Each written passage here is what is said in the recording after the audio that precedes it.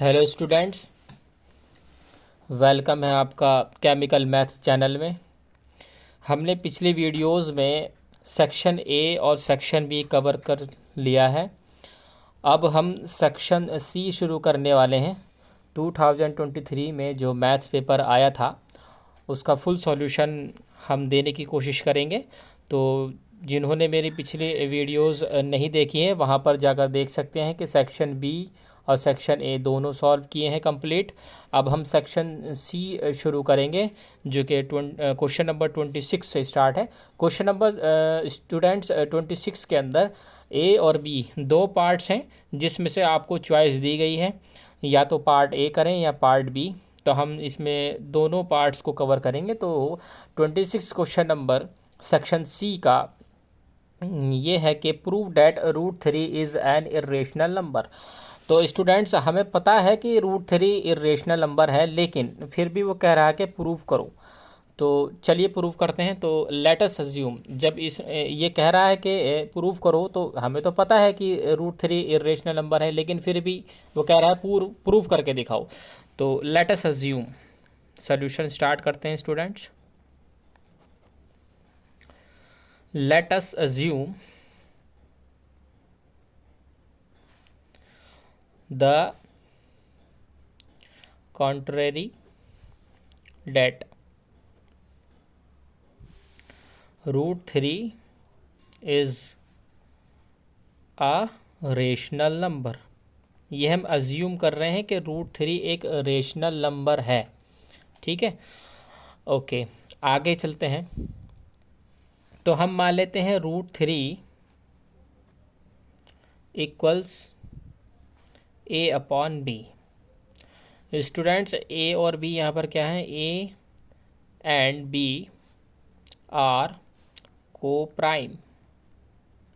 A B यहाँ पर क्या है, को प्राइम है। को प्राइम नंबर आपको पता है वो होते हैं स्टूडेंट्स जिन दो नंबर्स में सिर्फ और सिर्फ वन ही कॉमन आता है, यानी उनका कॉमन फैक्टर वन होता है, इसके अलावा कुछ और नहीं होता है, उसको को प्राइम कहते हैं। ओके, अब यहाँ पर हम करते हैं क्रॉस मल्टीप्लाई कर देते हैं, तो ये हो जाएगा √3b इक्वल्स टू ए।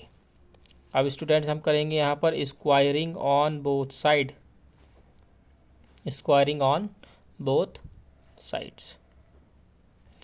तो जब हम स्क्वायर करेंगे तो स्टूडेंट्स इसका क्या हो जाएगा, √3 का इस स्क्वायर जब हम करेंगे तो ये हो जाएगा 3b² इक्वल्स टू ए का स्क्वायर जब हम करेंगे तो ये हो जाएगा a²।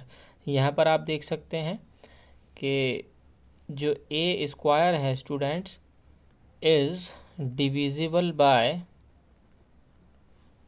3। जो a² है वो डिविजिबल है 3 से, यानी कि 3 अगर हम देखें तो इसके नीचे आएगा। तो a² जब डिविजिबल बाय 3 है तो a भी क्या होगा, वो भी 3 से डिविजिबल बाय होगा। ओके, इसके बाद हम क्या करेंगे स्टूडेंट्स के हम रखेंगे a is equals to 3c। अब c यहाँ पर क्या है, c is any integer. c एक यहाँ पर कोई भी एक इंटीजर है।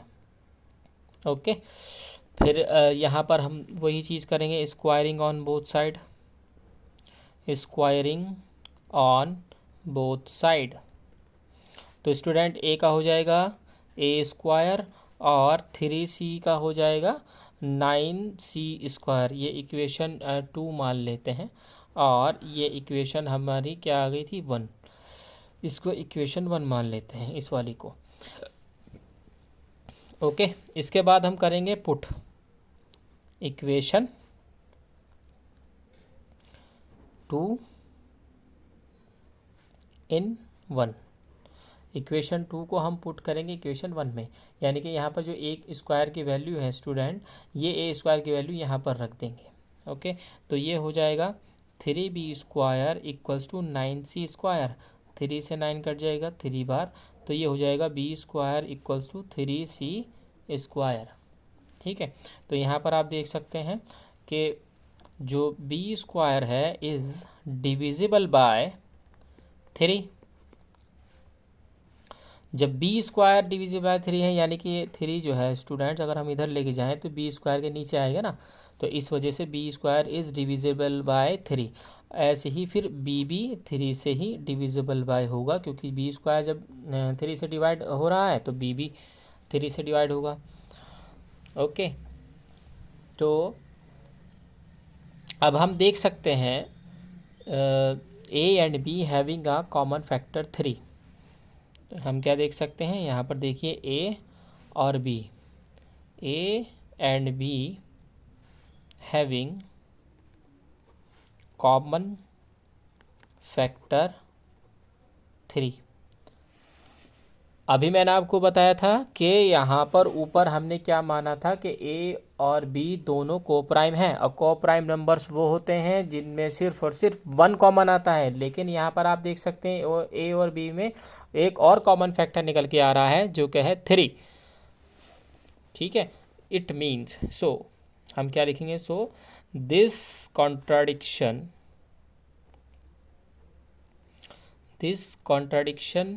is arisen because of our wrong assumption. Okay, therefore root 3 is a irrational number, hence proved।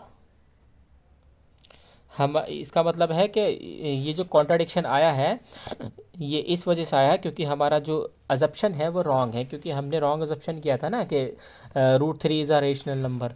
तो इसी प्रकार बच्चों ये तो था रूट 3, अगर यहाँ पर रूट 2 होता तो हम यहाँ पर क्या रखते, रूट 2। ठीक है, यहाँ पर रूट 2 आ जाता, और यहाँ पर जो हम जब हम उस रूट 2 का स्क्वायर करते तो यहाँ पर 2b square is equal to a square होता, और यहाँ पर हम मानते a equals to 2c।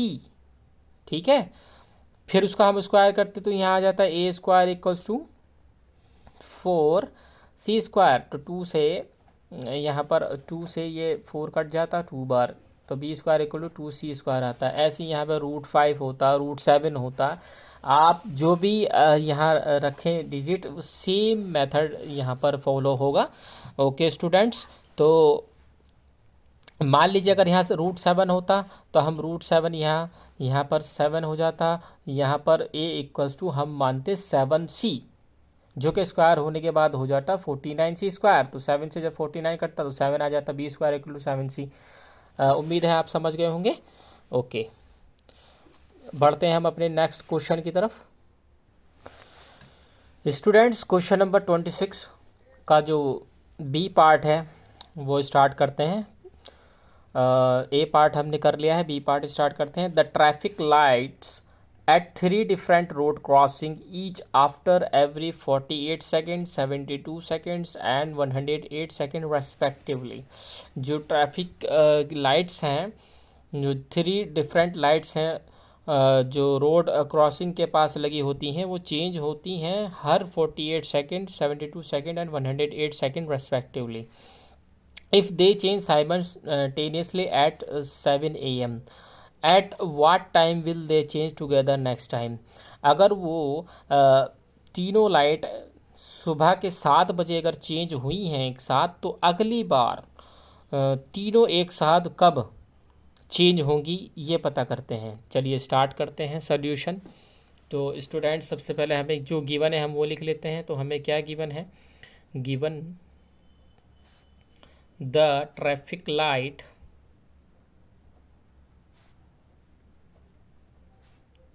at 3 different road crossing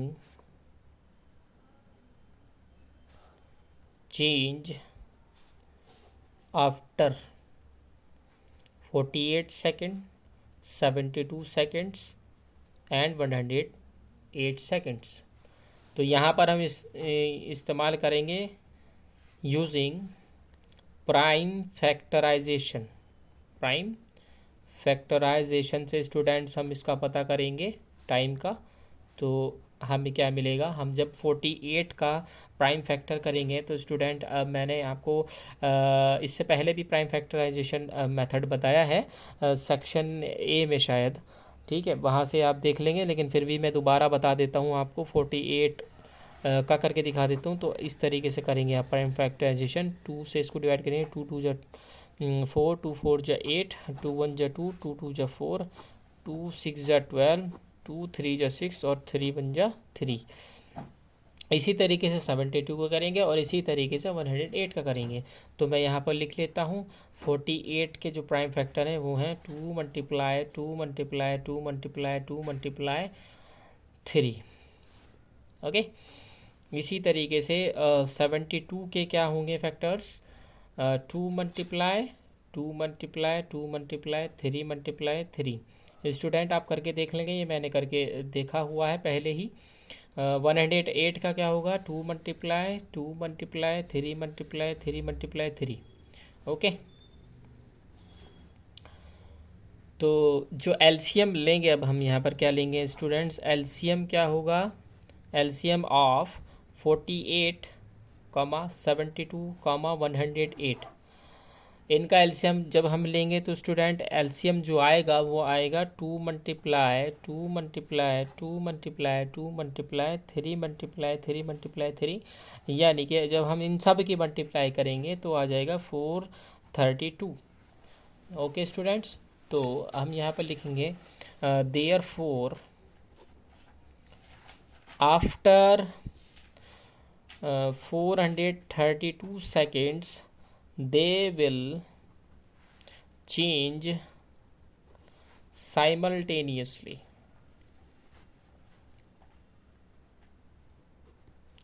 तो वी नो डैट, अब हमें पता है कि 60 सेकेंड बच्चों होते हैं 1 मिनट, 60 सेकेंड होते हैं 1 मिनट। तो 432 सेकेंड अगर मैं सेकेंड को बच्चों डिवाइड कर दूं 60 से तो ये मेरी वैल्यू आ जाएगी मिनट्स में।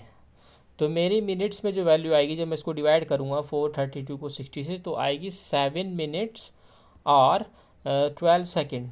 जब मैं 60 से 432 को डिवाइड करूँगा तो बच्चों ये कंप्लीट डिवाइड नहीं होगा, रिमाइंडर बच जाएगा, और वो जो रिमाइंडर होगा ना बच्चों वो सेकेंड होंगे। ओके, और जो उधर आ जाएगा वो हमारे मिनट हैं। तो हैंस, तो मैं यहाँ पर लिखूँगा hence the light change simultaneously at 7:07 में अगली बार वो चेंज होंगे। 7:07 क्यों, क्योंकि 7 बजे तो वो चेंज हुए थे ना, तो 7 बजे के बाद कब चेंज होंगे ये बताना था। तो मेरे 7 मिनट्स 12 सेकेंड आए, तो मैंने 7 जो सुबह के 7 बजे हैं उसमें 7 मिनट 12 सेकेंड जोड़ दिए, तो टाइम हुआ 7 hour 7 minute 12 second. Okay student, question number 27 आपको दिया हुआ है, if pth term of an AP is Q and qth term is P, then prove that its nth term is P plus Q minus n। यानी कि students आपको given है pth और qth term दे रखा है, आपको प्रूव करना है P plus Q minus n। तो हमें जो प्रूव करना है स्टूडेंट्स वो प्रूव करना है nth टर्म ऑफ AP, जो कि मेरा आना चाहिए P plus Q minus n। Okay, और मुझे गिवन है pth टर्म ऑफ AP जो कि मेरी है Q, और qth टर्म मेरी दे रखी है AP की P। ओके,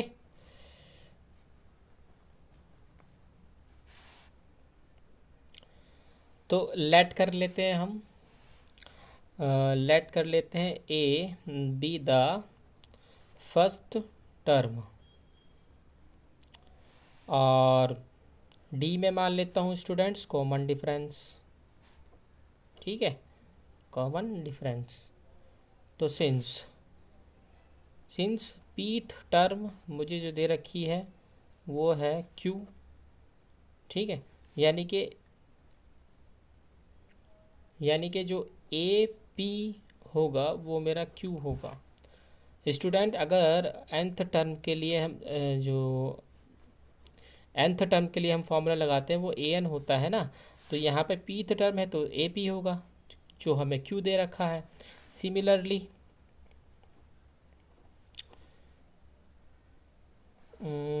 यहाँ पर अगर हम फॉर्मूला लगाएं, यहाँ पर आप देखिए जो nth टर्म के लिए ए एन का फॉर्मूला जो होता है वो होता है ए प्लस, मैं दोबारा लिख के दिखा देता हूँ, a n equals to a plus n minus one d होता है स्टूडेंट्स।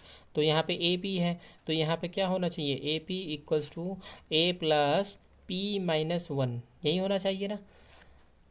तो यहाँ पर मैं ए की पी की जगह ये रख देता हूँ, a plus p minus one d equals to q. Okay, तो ये मेरी इक्वेशन फर्स्ट आ गई। इसी तरीके से सिमिलरली स्टूडेंट क्यूथ टर्म आपको दे रखी है पी, तो यहाँ पे मैं लिखूँगा ए क्यू इक्वल्स टू पी।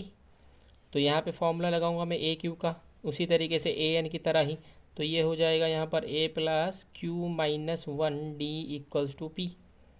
ये मेरा इक्वेशन सेकेंड हो गई, ठीक है। अब मैं क्या करता हूँ, सब्ट्रैक्ट करता हूँ, subtracting equation 2 from equation 1। Okay, तो यहाँ पे हम माइनस कर देते हैं, फर्स्ट में से माइनस करनी है तो फर्स्ट इक्वेशन तो मेरी ये है, तो मैं यहाँ लिख लूँगा a plus p minus one d minus a plus q minus one d equals to q minus p. Okay, अब यहाँ पे मैं लिखूँगा a plus p minus one d minus a minus q minus one d equals to q minus p. A से a खलास, ये क्या बचा यहाँ पे, ये हाँ देखिए आप क्या बचेगा यहाँ पर बचेगा पी माइनस क्यू डी। अगर मैं इसके अंदर मल्टीप्लाई करूँ तो स्टूडेंट्स ये बनेगा मेरा पी डी माइनस डी।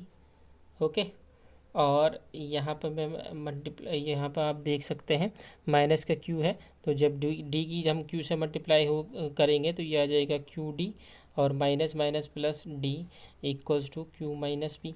यहाँ से डी खलास, यहाँ पे आप देखिए डी कॉमन आ रहा है तो क्या बचा, पी माइनस क्यू और d equals to q minus p. Okay, अब यहाँ से आप देख सकते हैं, यहाँ से अगर मैं माइनस कॉमन ले लूँ तो ये हो जाएगा student q minus p d equals to q minus p. ये क्यू माइनस पी, ये भी क्यू माइनस पी, ये यहाँ से ख़त्म हो जाएगा, तो डी इक्वल्स टू बचेगा स्टूडेंट्स माइनस वन। डी क्या बचेगा मेरा, माइनस वन। अब स्टूडेंट्स मैं क्या करूँगा, फ्रॉम इक्वेशन वन, और जो मेरी इक्वेशन वन है स्टूडेंट वो क्या है, ए प्लस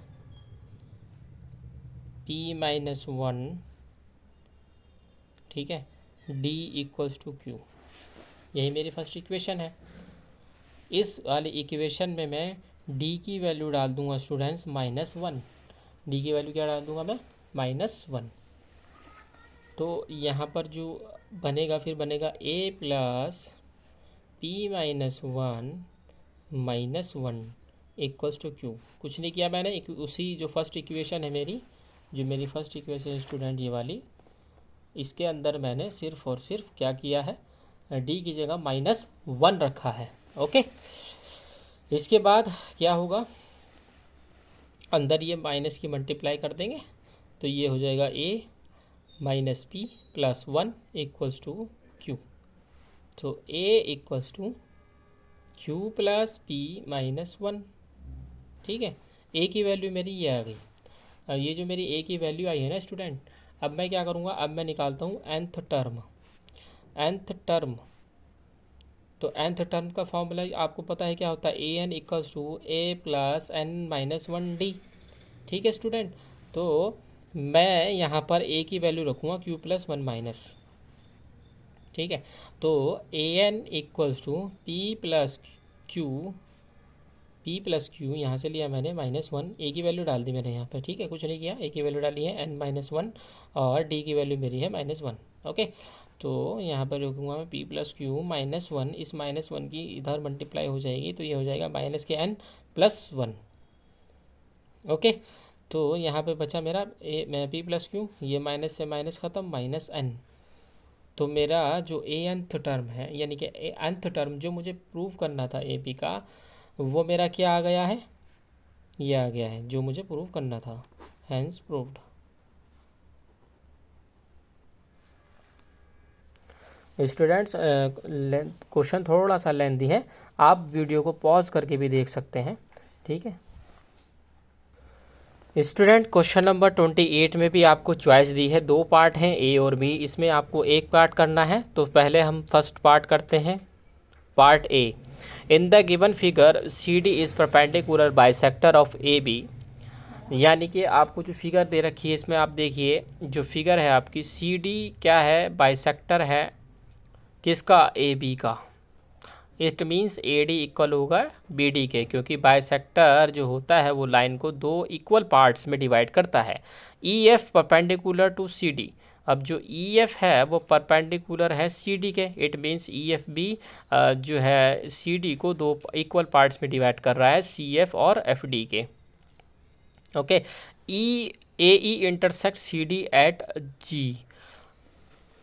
अब जो ए ई है, ए ई है, वो इंटरसेक्ट कर रहा है सी डी को, और सी डी को इंटरसेक्ट कर रहा है जी पॉइंट पर, ठीक है। तो हमें प्रूव करना है सी एफ, यानी कि c f upon c d equal है एफ जी, यानी कि f g upon d g के। चलिए स्टार्ट करते हैं। तो सबसे पहले हम स्टूडेंट हम ये लिख लेते हैं प्रूव करना क्या है, जो कि आपको दिया हुआ भी है।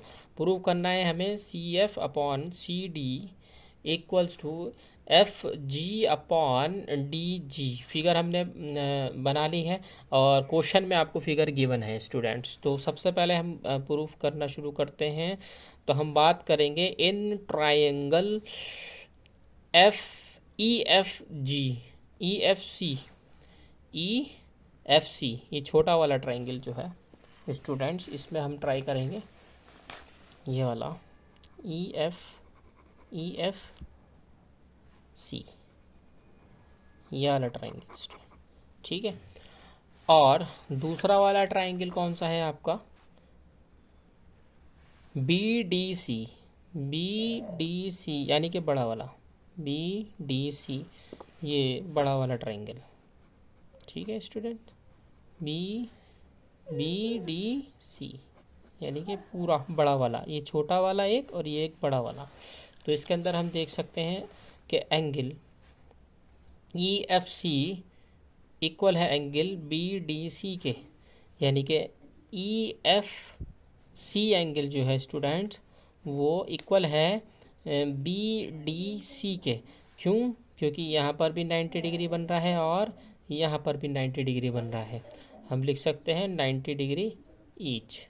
ओके, इसके बाद angle e c f equal है एंगल बी सी डी के। जो ई सी एफ एंगल है स्टूडेंट, यानी कि ये वाला इक्वल है बी सी डी के, यानी कि ये वाला एंगल दोनों में कॉमन आ रहा है, common.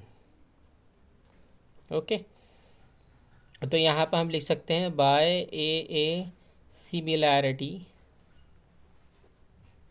Triangle e f c congruence है ट्राइंगल बी डी सी के। ओके, और यहाँ पर हम लिख सकते हैं ई एफ अपॉन में बी डी, यानी कि ये वाला ई एफ अपॉन में और ये बी डी, ठीक है, ई एफ अपॉन में बी डी इक्वल है f c upon d c के, यानी कि ये वाला f c upon d c, यानी कि ये बड़ा वाला। Okay, by C P C t, यानी कि CBCD मतलब congruent parts of corresponding triangle.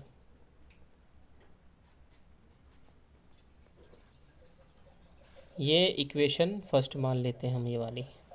Okay, इसके बाद नाउ हम बात करेंगे in triangle EFG and triangle ADG के। कौन सा? EFG, ये छोटा सा जो ट्राइंगल बीच में है ये वाला EFG, ये वाला ट्राइंगल के और दूसरा ADG यानी कि ये वाला ट्राइंगल ADG, इन दोनों के अंदर हम बात करेंगे। तो इसके अंदर हम देखेंगे कि जो एंगल EGF है वो इक्वल है एंगल DGA के। EGF यानी कि ये वाला एंगल इक्वल है DGA के। DGA यानी कि ये वाला आप देख सकते हैं वर्टिकल अपोजिट एंगल। क्या है ये? Vertical opposite angles. ओके, फिर दूसरा देखेंगे एंगल EFG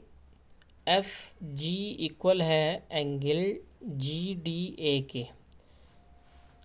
EFG यानी कि ये वाला एंगल इक्वल है GDA।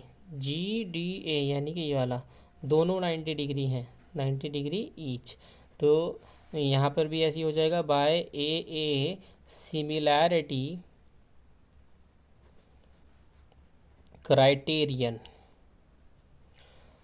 तो ये ट्राइंगल EFG कॉन्ग्रुएंस हो गया है ट्राइंगल ADG के। तो अब यहाँ पे हम लिख सकते हैं कि EF अपॉन, हम क्या लिख सकते हैं? EF अपॉन AD इक्वल है FG अपॉन DG के बाय CPCT। यानी कि EF मतलब EF अपॉन AD ये इक्वल होगा FG अपॉन DG के। ओके, ये हमने इक्वेशन 2 मान लेते हैं। तो स्टूडेंट यहाँ पर आप देखें अगर ध्यान से तो यहाँ AD आ रहा है, ठीक है। तो यहाँ पे हम क्या लिख सकते हैं? एज जो AD है स्टूडेंट वो इक्वल है BD के। ये मैंने आपको पहले ही बताया है कि जो AD है वो इक्वल है BD के। क्यों? क्योंकि CD क्या है? बाइसेक्टर है। CD क्या है? CD is a bisector. और बाइसेक्टर जो होता है स्टूडेंट्स वो एक लाइन को दो इक्वल पार्ट्स में डिवाइड करता है। तो यहाँ पर जो इक्वेशन 2 मैंने लिखी है इसको हम दोबारा से अगर लिखें तो हम लिख सकते हैं EF upon BD equal FG upon DG। Okay, तो इक्वेशन 2 ये वाली होगी हमारी। इसके बाद student from equation 1 and equation 2 से हम कह सकते हैं कि CF अपॉन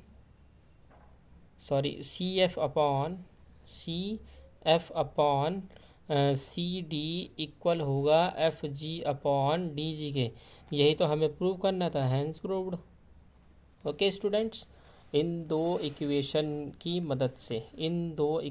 मदद से हमने ये प्रूफ कर लिया है। ओके स्टूडेंट, क्वेश्चन नंबर 28 के बी पार्ट में आपको दे रखा है in the given figure ABCD is a parallelogram BE bisect CD at M and intersect AC at L। यानी कि फिगर जो है ABCD एक आपका पैरेललोग्राम है। इसके अंदर BE जो BE है वो बाइसेक्ट कर रहा है CD को M पॉइंट पर और AC को L पॉइंट पर। प्रूव करना है EL इक्वल्स टू 2BL। तो स्टार्ट करते हैं प्रूफ। तो हम प्रूफ तो हमें जो करना है वो तो सामने लिखा है कि EL इक्वल्स टू 2BL, ठीक है। तो अब चलिए प्रूफ करते हैं। तो सबसे पहले मैं कहूँगा in triangle BMC and triangle EMD, यानी कि BMC यानी कि ये वाला ट्राइंगल BMC, ठीक है। BMC ट्राइंगल हो गया है। और ई एम डी, ये छोटा सा ट्राइंगल जो है, ये फिगर आपको क्वेश्चन में गिवन है।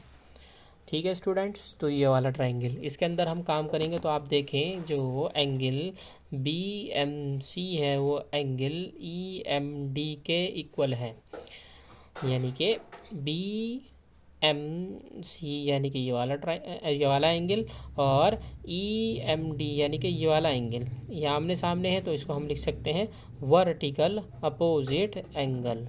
ओके स्टूडेंट्स, शॉर्ट में लिख दिया मैंने वर्टिकल अपोजिट एंगल। और एम सी इक्वल है डी एम के, ये हमें गिवन है। गिवन कैसे है? एम सी इक्वल है डी एम के, क्योंकि जो पी ई है वो बाइसेक्टर है सी डी का, और बाइसेक्टर जो होता है वो लाइन को दो इक्वल पार्ट्स में डिवाइड करता है। ये इक्वल दिख नहीं रहा है आपको, लेकिन इक्वल है। ये फिगर में मुझसे थोड़ी मिस्टेक उससे बन गई है, लेकिन ये डी एम इक्वल है एम सी के, ये गिवन है हमें इस ठीक है। और फिर जो angle b c m equal है एंगल ई डी एम के, बी सी एम यानी कि ये वाला एंगल, और ई डी एम और ये वाला एंगल। तो ये अल्टरनेट एंगल है स्टूडेंट। अल्टरनेट एंगल कौन से होते हैं? जो जेड बनाते हैं। तो जेड ही तो बनना है, ये देखो जेड ही तो बनना है, ये ध्यान से देखो, ये जेड है, तो ये वाला एंगल इसके इक्वल हो गया। तो ये जेड जो बनाता है वो एंगल होते हैं अल्टरनेट एंगल्स।